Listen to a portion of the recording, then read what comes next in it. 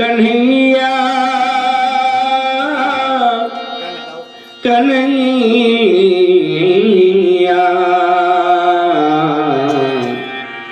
कन्हैया। चिट्ठी में लिख रही है, काहे कैल श्याम जी अवनवा में देरी, काहे कैल श्याम जी अवनवा में देरी। शिशुपाल सियारा शिशुपाल सियारा शिशुपाल सियारा लगावे रफेरी, काहे कैल श्याम जी अवनवा में देरी, काहे कैल श्याम जी अवनवा में देरी। हे प्रभु, आप हमें कहाँ भूल गए अपनी रुक्मिणी अपनी लक्ष्मी को। तो हरी सुरतिया मोहन मनवा में पसंद, तो हरी सुरतिया मोहन मनवा में पसंद, तो हरी सुरतिया मोहन मनवा में पसंद। एक मनवा करेला एक मनवा करेला जहर खाई बारी, एक मनवा करेला जहर खाई बारी।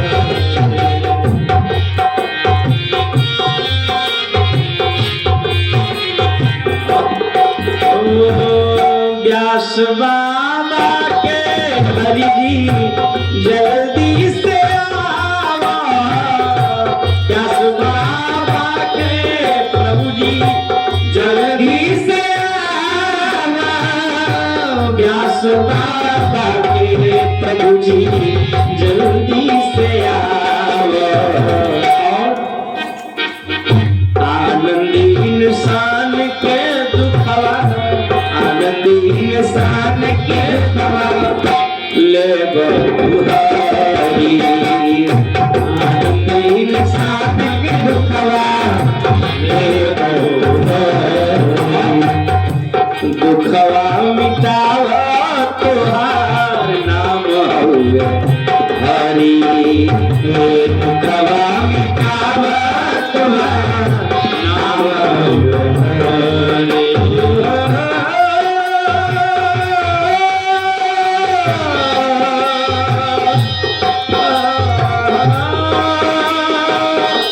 दुखवा मिटावा तुहार नाम हउवे हरि, दुखवा मिटावा तुहार नाम हउवे हरि। भगवान का एक नाम हरि भी है। हरि माने दुखान पापान कष्टान हरत इति हरि, जो दुख पाप कष्टों का समूल जड़ से नाश कर दे उसे हरि कहते हैं। और रुक्मिणी जी कह रही कि हे प्रभु, आप नहीं आएंगे, मर जाओगे ठीक, लेकिन इसके साथ नहीं जाएंगे। अब ब्राह्मण देवता जब पत्र लेकर के गए हैं भगवान के यहाँ, द्वारिकाधीश जी के यहाँ, भगवान मथुरा छोड़ करके रात्रि में ही द्वारिकापुर का नगर का निर्माण कर अपने समस्त परिकरों को स्वजनों को लेकर द्वारिका चले आए। आज सेवक द्वारिका पत्री लेकर के आया। जब ब्राह्मण देवता पत्री लेकर के आए, भगवान की श्रृंगार की तैयारी चल रही।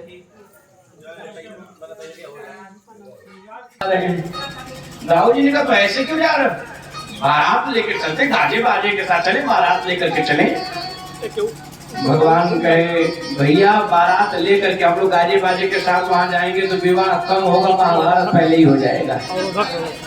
यहाँ से वहां जाना है और वहां से कन्या के वधू को उठाकर हरण कर ले आना है, विवाह जो करना है सो यहाँ करना है। बलराम जी भगवान कृष्ण के साथ चल दिए। दोनों भाई लोग कुंदनपुर नगर में गए। सिवान से बारात अब गाजे बाजे के साथ नाचते हुए गांव में प्रवेश कर रही है। भगवान देखते कि चप्पे चप्पे पर सैनिक लगे हुए हैं। भगवान सोचे कि अंदर कैसे चले। अंदर जाने का जब पीछे के रास्ते से अंदर जाने का प्रयास करते हैं तो राक्षस देखकर दौड़ पड़े भगवान को मारने के लिए। और भगवान ने एक बार जिसको देखा और जैसे देखा कि देखते ही मानो जैसे सांप सूंघ गया हो, जो देखा हो भगवान को देखते ही रह गया। कि तेरी मंद मंद मुस्कनिया पर बलिहार यादव जी, राघव जी ना, अयोध्या वाले राघव जी, और कन्हैया तो बड़े यादव जी हैं। ये बात अलग है कि आजकल कुछ यादव भाई लोग भी जो है रास्ता भटक गए हैं, आजकल भटक गए, लेकिन भगवान कृष्ण बोले वृंदावन बिहारी लाल की। और कुछ रास्ता तो हर लोग भटक गए हैं अभी वर्तमान के समय में, हर बिरादरी के लोग कुछ रास्ता भटक गए हैं। हर लोग, हर बिरादरी में 10 गो अच्छे 10 गो बेकार मिलेंगे। भगवान कृष्ण अब वहां से जैसे ही उनको देखे, देखते ही जो जहां देखा भगवान को देखते ही रह गया, मानो जैसे सांप सूंघ लिया हो। बलराम जी से भगवान कहे कि भैया विलंब करने की जरूरत नहीं, अंदर चलो, इन लोगों के लिए कुछ, इन लोगों को कुछ देर के लिए मैंने कुछ दबा दिया, ये जैसे तैसे ऐसे ही पड़े रहेंगे, अंदर चलो।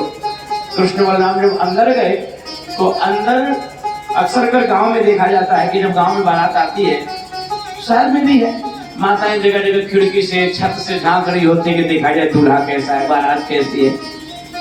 तो दूल्हा तो भी सिवान में, उसकी बारात उधर से आ रही थी, इधर कृष्ण बलराम दोनों भाई लोग गांव में परिक्रमा कर रहे हैं, घूम रहे हैं, महल में चला जाए तो जगह जगह अपने अपने देहली पर खड़ी होकर माताएं कल्पना कर रही है ना, आज रुक्मिणी बहन जी का विवाह है और देखा तो जाए कि उनके दूल्हा कैसे हैं। तो सब जगह जगह खड़ी होकर, और तब तक कृष्ण बलराम जी को लोगों ने देख लिया। तो एक ने देखा तो एक ने पूछा, अरे बहना ये दोनों कौन है, ये कहां से, कौन है ये? तो माताओं में जानते ही एक प्रश्न करती है तो दूसरी को तुरंत उत्तर दे देती है।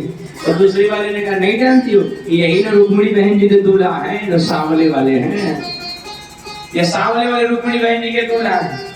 तो ये चाह ये दूल्हा है, तो फिर ये लोग गाँव में हाँ नगर भ्रमण कर रहे हैं। एक उस गांव में नई नई बहुरिया आई थी दुल्हन, तो उसकी सासू माँ तो बड़ी खड़ूस थी। उन्होंने कह दिया, खबरदार घर से निकल गई काम तोड़ दूंगी तुम्हारी। अब बेचारा पूरा गांव ठाकुर जी को देखे, कृष्ण बलराम को देखे। कुछ बच्चियां गई जाकर बोलती, भाभी भाभी 2 लोग गांव में ऐसे आए हैं कि जिनको देखने के बाद नेत्र सफल, आंखें इसलिए मिली हैं, वे लोग गांव में आए हैं, देखना चाहिए। वर्णत छवि जाता सब लोग, अवश्य देखिए देखन जोगु, जो देखने के योग्य हैं उनको देखना चाहिए। नैन लाभ सब सादर, ये नैनों का लाभ है। और बेचारी सुनी तो उसके मन में था कि हम भी एक बार देख लेते, लेकिन देखे दरवाजे पर सास माई लाठी लेके खड़ी है। तो वो छत की अट्टालिका पर ऊपर चढ़ गई और ऊपर चढ़ करके वहां पर भगवान को देख रही, धन्य धन्य हो गई। तब तक कोई गई और जा करके कह दे रही, बुढ़िया तो दरवाजे पर लाठी लिए खड़ी है, बहू ऊपर से देख रही है। अब सोई पहुंची, पहुंचने के बाद जो लाठी चलाना चाहो बहू को, तो बहू भी नहीं की जमाने वाली। अब आगे तो आप लोग समझ ही गए होंगे। बहू ने कहा, बुढ़िया बड़ी अभागिनी,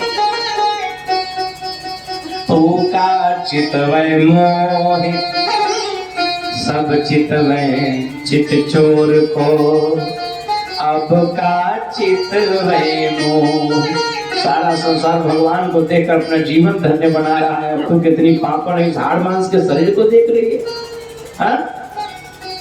ऐसे ऐसे दिव्य ललित लीलाएं हो रही है वहां। अच्छा, गांव कहीं बारात जाती है, ग्रामीण अंचलों में तो अक्सर जब बारात जाती है तो गांव से 2-4 लोग ऐसे बाराती जाते हैं जिनका उस बारात से कोई लेना देना नहीं होता है, न उनके पास निमंत्रण गया है, न उन्हें किसी ने कहा है, लेकिन बस वो सुनते हैं कि चलना, बारात आ जाएगी, चल लेते हैं। अच्छा, तो वे लोग बारात जाएंगे तो बारात अभी सिवान में रहती है कि उससे पहले ही ये लोग पूरा गांव घूम आते हैं, कौन सा गांव का सड़क किधर जा रहा है। अच्छा, कुछ पता न हो ना हो, लेकिन भट्टी कहाँ ये लोग पहले पता लगा लेते हैं। बाराती पता नहीं कौन सी खुफिया एजेंसी लेकर साथ चलते हैं, कहाँ है, मिल जाता है इन लोगों को। क्यों पाड़े जी, बोले सियावर रामचंद्र की, पता चल जाता है। अच्छा, वो लोग गांव में घूम रहे थे और गांव में घूम रहे थे, और जब उन लोगों ने सुना कि जगह जगह गली गली में माताएं चर्चा कर रही है कि दूल्हा गांव में है, दूल्हा कृष्ण बलराम ये दूल्हा है, तो वो सब चक्कर में पड़ गए कि ये दूल्हा है, तो जो शिशुपाल आया है माथे पर मुकुट लगाकर वो क्यों आया है। तो तुरंत उन लोगों ने कहा कि अच्छा गाँव में पूछ ले, क्या पता कहीं गाँव में 2 बारात आई हो। तो वे लोग जगह जगह माताओं से पूछे, भैया एक बात बताओ, इस गांव में 2 बारात आई है क्या। माता जी लोग कहने बारात तो एक ही आई है। तो बोला ये दूल्हा काहे घूम रहे हैं। तो वो सब समझ गया कुछ न कुछ गड़बड़ी जरूर है, 2 दूल्हा आए हैं, कुछ न कुछ गड़बड़ी जरूर है, बारात एक ही आई है। तो दौड़ पड़े शिशुपाल को बताने कि महाराज एक दूल्हा गाँव में भी घूम रहा है। और भगवान कृष्ण बलराम कहे दाऊ भैया, कृष्ण जी कहे दाऊ भैया विलंब करने की जरूरत नहीं है, भेद फुड़ ही रहा है, जिसका भय है वही हो जाने वाला है। यहाँ पर भगवान जब और आगे बढ़ते हैं, महल के अंदर जाने का प्रयत्न करते हैं, तब तक भीष्म जी महाराज बारात में छेकाई का सामान लेकर, आगवानी का सामान लेकर के जा रहे होते हैं। और आज जब भगवान कृष्ण बलराम को देखा तो गदगद हो गए कि हे प्रभु, हमारी तो हार्दिक इच्छा थी कि आप हमारे दामाद बने, वर और विष्णु दोनों आप ही बने, लेकिन क्या करें, एक नास्तिक पुत्र के कारण बिटिया का विवाह कहीं और हो रहा है, और मैंने आपको निमंत्रण भी नहीं दिया, परंतु फिर भी आप इतने कृपालु हैं जो दया कर हमारे घर आ गए। हे भगवान, वर और विष्णु दोनों बराबर होते हैं, इसीलिए ये मेरा जो है सामान्य से आप स्वीकार कर ले, मैं दूल्हा को दूसरा दे जाऊंगा। भगवान बोले ससुर जी चिंता की जरूरत नहीं है, यहाँ वर भी मैं ही हूँ और विष्णु भी मैं ही हूँ। यहाँ जो माथे पर मुकुट लगा कर आया है वो माथे पर मुकुट रह जाएगा, चला जाएगा, लौट जाएगा वापस। ऐसा कर, जैसे उनको बोला कि आप अपने गृह कार्य में संलग्न हो जाइए, लोगों की सेवा करिए, मैं चला। विष्णु जी महाराज चले गए सेवा करने, और भगवान तुरंत वहां से पहुंच गए कहा, जहाँ गिरिजा जी के मंदिर में माता जी पूजा कर रो रही थी। और क्या कह रही है, श्याम आए नहीं और सुबह हो गई, श्याम आए नहीं और मेरी पूजा की थाली धरी रह गई, मेरी पूजा की थाली धरी रह गई, श्याम आए नहीं सुबह हो गई, श्याम आए नहीं, श्याम आए नहीं और सुबह मेरी पूजा की थाली बेकार। अभी ये सोच ही नहीं है कि तब तक भगवान वहां पहुंचे। वहां भी दरबान सब लाठी डंडा लेकर खड़े थे, और भगवान वहां भी जैसे एक जो है किसो मुस्कुराहट भरी नजर से देखा कि जो जहां जैसे था वैसे पड़ा का पड़ा रह गया। इतने में भगवान मंदिर के अंदर प्रवेश करते हैं, रुक्मिणी जी के कांधे पर हाथ रखा, रुक्मिणी जी भगवान को पाकर धन्य हो गई, प्रणाम करती। भगवान कहते देवी जी अब यहाँ से चलिए। अब दरबानों की ऐसी मति मारी गई, एक ने कहा भैया, दूसरे ने कहा क्या, बोला ये घोड़े कितने सुंदर सुंदर दिखाई दे रहे हैं रथ में। वो आए कृष्ण बलराम को पकड़ने के लिए, लेकिन वो भूल गए। अब घोड़ा जो है, घोड़ा कितना सुंदर। एक ने बोला नहीं नहीं, घोड़े तो सुंदर है, ये रथ कितना सुंदर है। अब तब तक लोगों ने देखा कि कृष्ण और रुक्मिणी दोनों लोग जा रहे हैं। किसी ने कहा अरे भाई तुम लोग घोड़ा और रथ देखते हो, ये जोड़ा कितना सुंदर जा रहा है। भगवान कृष्ण रुक्मिणी जी को लेकर रथ में बैठ गए। किसी ने कहा ये रथ पर ये दोनों कितने सुंदर लग रहे हैं। धीरे धीरे रथ आगे बढ़ने लगा। एक ने कहा क्या बात है, घोड़ों की चाल तो देखो, ये दूल्हा दुल्हन की जोड़ी तो देखो। और ये लोग देखते देखते ही एक ही सेकंड में दूल्हा दुल्हन जो रथ समेत गायब। और जब रथ समेत गायब हो गए तब एक ठोका, ए भैया हम लोग यहाँ काहे खड़े हैं हो। तो बोला यहाँ हम लोग कृष्ण बलराम को रोकने के लिए खड़े थे, कहाँ है वो लोग। हम लोग लगे ढूंढने। तो एक ने मंदिर के अंदर गया, तो मंदिर के अंदर गया तो उसने बोला हाँ 2 जने आए रहे, एक जने सावर रहे और एक जने गोरहल रहे, 2 जने आए रहे दुल्हन ले गए। और पूरी नगर में शोर हो गई।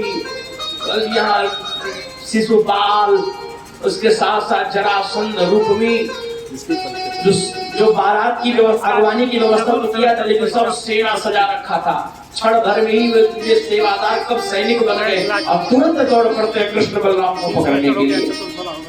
बलराम जी ने भगवान कृष्ण से कह दिया, लाला तुम तो बहुरिया को लेकर घर चल और मैं इन लोगों का हाल चाल लेके आता हूँ। दाऊ भैया रास्ते में खड़े हो गए अपना अस्त्र शस्त्र लेकर के और बोले आ जाओ देखते हैं सबको। क्या बात, दाऊ जी ने सबको परास्त कर दिया। रुक्मी ने बहुत देर तक भगवान का पीछा किया। अंत में भगवान भी क्या करते हैं कि उसके हाथ पांव को रस्सियों से बांध कर रथ में बांध लिया और बहुत दूर तक उसे घसीटा। बाद में दया आ जाने पर रुक्मिणी जी ने छुड़वा दिया।